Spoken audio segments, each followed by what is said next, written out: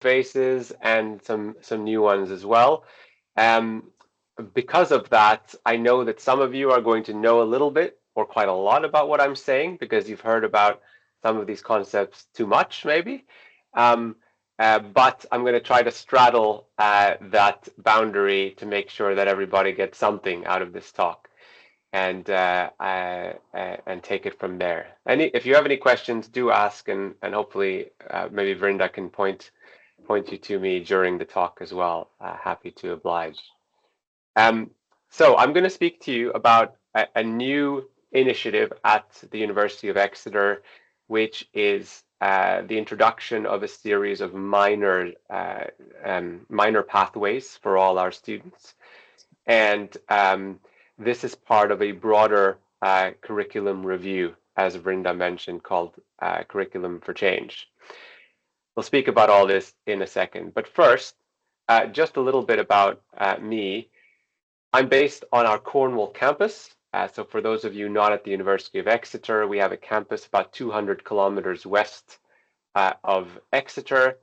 And we have a campus that has, since its inception about 20 years ago, been sustainability facing. The departments we have out there, almost all of them deal with sustainability in one way or the other. And our portion of the business school there, which is a sub-department of the Department of Management, is actually called Sustainable Futures. And our students receive a business school education, but with a sustainability slant. So using sustainability as the lens, and also built on these three components, three areas that we focus on in our broader business school. So technological transformation, environmental sustainability, and responsible leadership. So my roles across the university, on the one hand, I'm a lecturer in the business school, but I also hold a faculty role as a director of sustainability education, and I'm also a student engagement associate director in one of our institutes. I, Verinda kindly mentioned Future 17 in the introduction. I'm actually formerly the academic lead on Future 17. I've been part of the program in the past year, but in kind of an advisory capacity. The academic lead currently, I think, is on this call. Her name is Holly Kirk, and she's a colleague of mine as well in Sustainable Futures. And we're both happy to tell you a little bit about that program. So before I start mentioning the minors, I just wanted, since we have some international colleagues here today, I wanted to mention Future 17 because it's something you may well be interested in, and Holly and I would be happy to speak to you about it.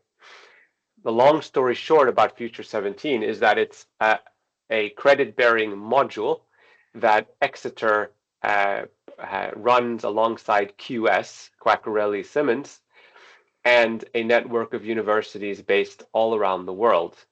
And what happens in Future 17 twice a year, in 2 cycles per year, is that our students get pooled into groups with students from the whole university network across 5 continents, and they solve challenges issued by businesses and NGOs based anywhere in the world. And they do that over 8 weeks in their group, 12 weeks overall, and then they pitch the solutions back to the organization. And all of those programs, all of those challenges are based in sustainability. So my first point for today is if you want to hear more about this kind of flagship transformative education program, and it really is transformative when we talk to our students afterwards, whether they had a good experience or a really challenging experience, it does transform the way that they think about these issues and about their broader degree. So we'd be happy to talk to you about Future 17 and how your university or how you could play a part. Now, most of what I do, and probably most of what a lot of you out there are working on, is of course grounded in the UN SDGs in one way or the other. And we at the business school, we have in a relatively recent restructure, our business school sits in the faculty of environment, science, and the economy. So we at Exeter have made it very explicit that our business school does indeed focus on sustainability, on environment, and we have so many colleagues that work in that space in one way or the other. Now, what we've done over the past couple of years at Exeter is launch a review of our broader teaching curriculum, grounded partly in being able to anchor our work more explicitly around the SDGs, but also thinking about the students of today, the workers, the workforce of tomorrow, the students of tomorrow as well, as they're currently in school and maybe years away from hopefully applying to our university. So Curriculum for Change is all about reviewing our curriculum, our undergraduate curriculum in particular. It's about embedding a particular type of uh, skills and future positive mindsets. And it's also about thinking more broadly about this term well-being.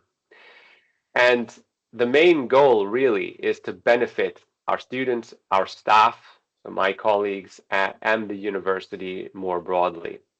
So it's a full curriculum review, and that's the broader context of what I'll be talking to you about. And at the heart of that sits our skills framework, which is something that was built out of the business school, but is now gradually being taken up across our university, across our 3 faculties. So this framework, this colorful flower or puzzle, whatever you want to call it, really sets out the skills that we believe our graduates should have as they enter the working world. So when you think about an Exeter student, this is what you think about. This is what you are pretty certain that they have. And what we've done is think about a way through this curriculum that we can explicitly, again, track how each component of their learning journey with us aligns with these skills. In other words, every lecture, every module, every program, every co-curricular activity, how do they match? How do they align with this framework? What skills are they getting? What skills do they have gaps in, and so on? And the idea there, in my opinion, is really to give our students a narrative for the work that they do with us. When they sit in an interview looking at jobs going forward, what do they tell their future employers about their time at Exeter? This gives them the hook on which to hang a lot of the concepts that they've learned and to speak about them. Now, in that context, one of the ways that we are setting out Curriculum for Change is through a series of what we call minor pathways. So the vision for the minors is that most of our students should have the option to take a pathway of 60 credits out of a total of 360 in a discipline, but with a focus on skills, with a focus on employability. And the idea here is that what you learn in a minor is something that complements your quote unquote major, your main program. So for those of you around the world, this is slightly different from what you think about when you think about a North American minor, where they treat a minor as slightly less than a major of the same discipline. So in this case, it's not less of a major. What you're doing here is you're complementing with skills, with interactive sessions around student needs and their futures, essentially. So we're currently in the process of building a portfolio of minors, and I have had the pleasure and privilege of leading the Sustainable Solutions minor in its infancy. So designing it and rolling out the pilot module, and shortly rolling out the next module as well with some colleagues. So I'll tell you all about that today. So we have set a couple of key framework items around each minor. So these are particular rules that each of our minors should have, and we've encouraged colleagues to put forward ideas for minors as we build this portfolio. So They need to be around skills, around employability, and they need to align, of course, with what Vrinda was talking about, our greener, healthier, and fairer principles. They need to be highly interdisciplinary, so students from across the university should be able to take them at the same amount of credits. And a really important point is that about half of the credits should be delivered at the very least in a flipped classroom way and available across our campuses and sites. We are a multi-campus, multi-site university, and one of the challenges here is how to deliver something like this across all our sites so that everybody has access in the same way. We are currently delivering mostly in the second and third years, and for those of you around the world, the third, most of our students do a 3-year undergraduate degree, but there is a chance that some students can do it in their first year. And there is really this emphasis on flipped classrooms. So making sure that asynchronous materials are aligned across campuses and sites, but that in the classroom we are interactive, we hold workshops, we have guest speakers, we do things that you typically don't see so much of in your more traditional modules. Of course, depending where you are at the university, that may differ. And on the right-hand side, you see the proposed subject areas that we are currently working on at the university, with sustainable solutions, the one that's been up and running longest, and that just means this spring. A fairly busy slide, but this just gives you a slightly more context around our minors and also looking at the sort of time frame for delivering something like this. So it's basically across 2 to 3 years that we're able to set up the minors and then pilot them and then roll them out across our campuses and sites. I won't go into all the details here because some of you might find this extremely tedious, and I'm happy to answer questions later. But for now, just remember the time frame and also these key design principles. So really, this idea of 60 credits, this idea of local delivery and avoiding duplication within a particular site.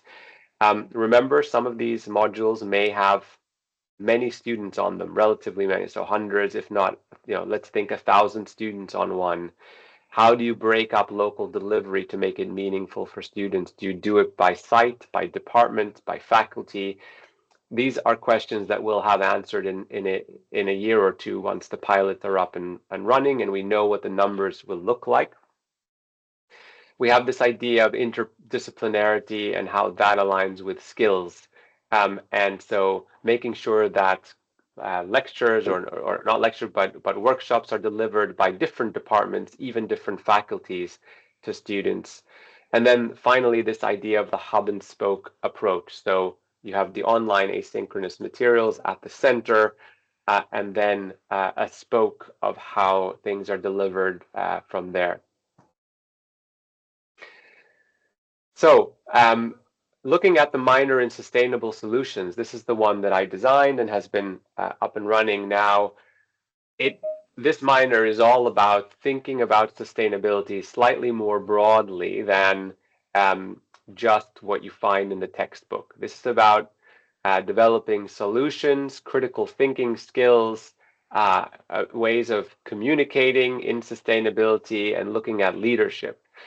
These are concepts that we tend to work on in our executive education offerings much more than in our day-to-day classrooms. These are concepts and skills that employers want. We know employers want them because they ask them for us, ask us for them. Sorry. And so within that framework, a few key themes come up, and those are the ones that we've rolled out so far in the pilot. So looking at systems thinking, looking at how to drive solutions and how to create challenges that students can then solve, a bit like Future 17, a real drive towards emphasizing innovation and entrepreneurship, and of course leadership. And so the components of these modules are delivered live and locally, as I mentioned. You've got asynchronous sessions, both recordings, but also readings and even exercises that students are encouraged to do online. And then office hours and tutorials, which are smaller groups with me face to face and allow me to work with students on a deeper basis based on their questions. So the first module, which was piloted this spring, was called Foundations in Sustainable Solutions.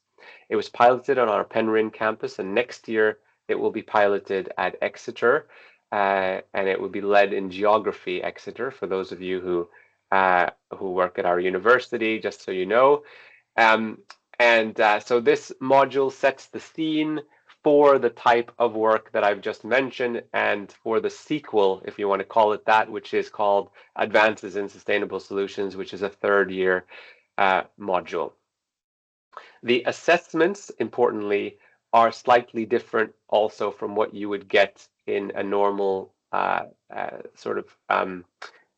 guess, sustainability theory type class. So with an emphasis on digital skills, with an emphasis on reflecting about your career and your employability path and sustainability.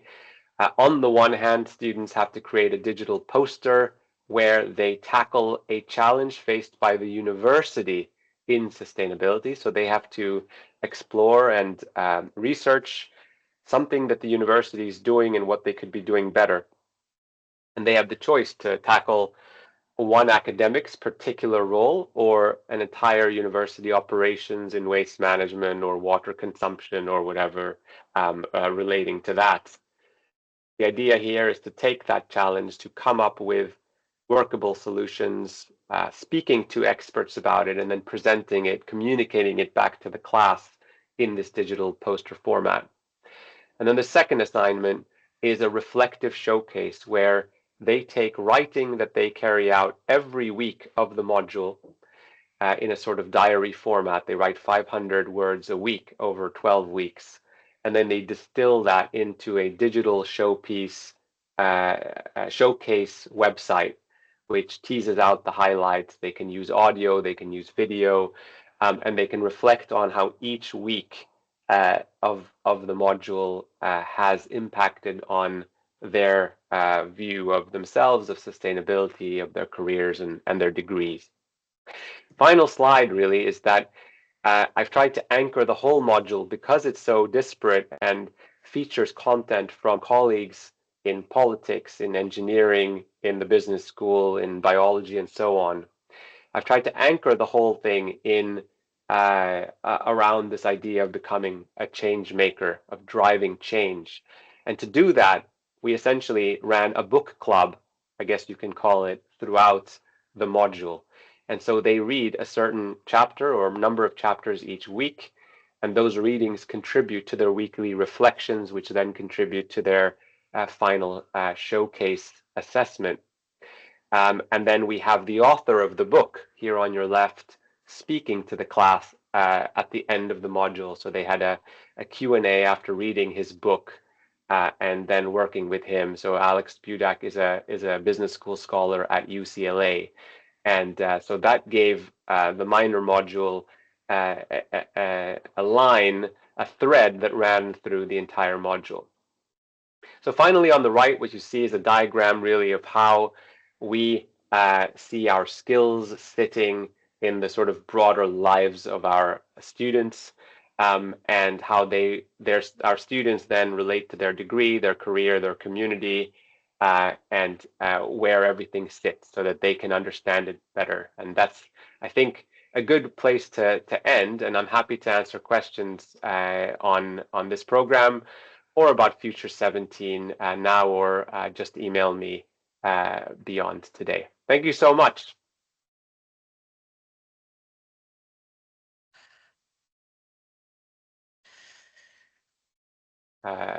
Verinda, over to you. Yeah, thank you. I was trying to stop recording. Let me do that because we just stop the recording when people have to ask questions.